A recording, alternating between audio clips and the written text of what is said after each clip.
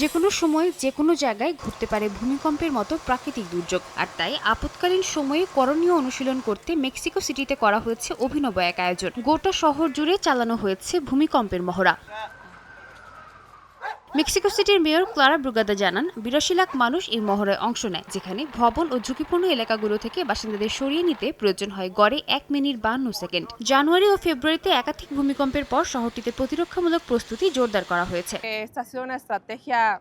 আমার মনে হয় এটি খুবই ভালো কৌশল। আগে এসব মহড়া সাধারণত সেপ্টেম্বরে হতো। তারিখ পরিবর্তন করায় আমরা বুঝতে পারছি এটি একটি জরুরি পরিস্থিতি। ভূমিকম্প যে কোনো সময় যে কোনো দিন হতে পারে, শুধু সেপ্টেম্বরে নয়। মহড়ার অংশ হিসেবে বিকেল ৫টায় সাইরেন বাজে শহর জুড়ে। মোবাইল ফোনেও পাঠানো হয় সতর্কবার্তা। অফিস টাওয়ার থেকে সারিবদ্ধভাবে বেরিয়ে আসেন কর্মীরা। এঞ্জেল অফ ইন্ডিপেন্ডেন্স এলাকায় দেখা যায় বাসিন্দাদের শৃঙ্খলাবদ্ধভাবে সরিয়ে নেওয়ার চিত্র। নিরাপত্তা কর্মীরা রাস্তায় দাঁড়িয়ে তাদের দিক নির্দেশনা দেন।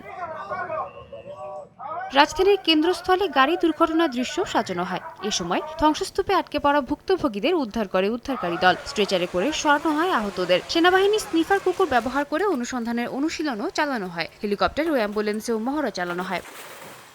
চলতি বছরে আরও ২ দফা জাতীয় মহড়া হবে ৬ মে ও ১৯ সেপ্টেম্বর। সেপ্টেম্বরে মহড়া হবে সাপ্তাহিক ছুটির দিনে, যার লক্ষ্য হবে কর্মদিবসের বাইরে জরুরি সাড়া দেওয়ার সক্ষমতা যাচাই। আয়োজকদের আশা, নিয়মিত মহড়া মানুষকে আরও সচেতন ও প্রস্তুত করবে। সাদিয়া তাসনিম, সময় সংবাদ।